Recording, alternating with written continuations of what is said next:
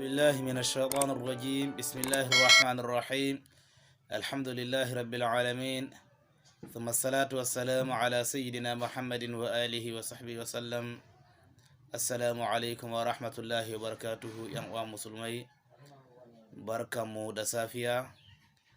Insha Allah da yardan Allah karatun da muka ce za mu fara, insha Allah za mu fara si a wannan lokaci. Za mu fara ta kan sanin sunayen baƙaƙen larabci da larabci. Insha Allah suna za mu siga kamar yadda za ku gani haka. Waɗannan ahrufa gaba ɗayansu ana ce musu huruful hija'iyya.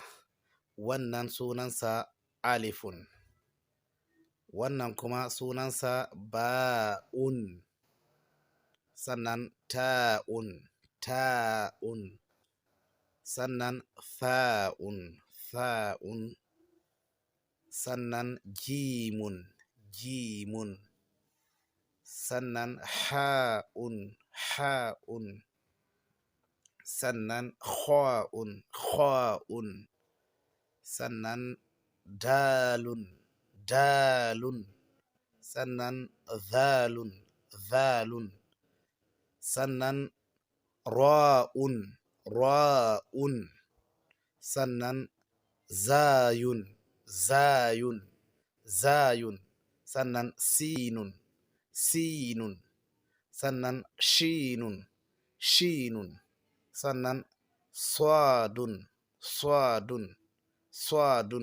sannan bod, sannan ta'un,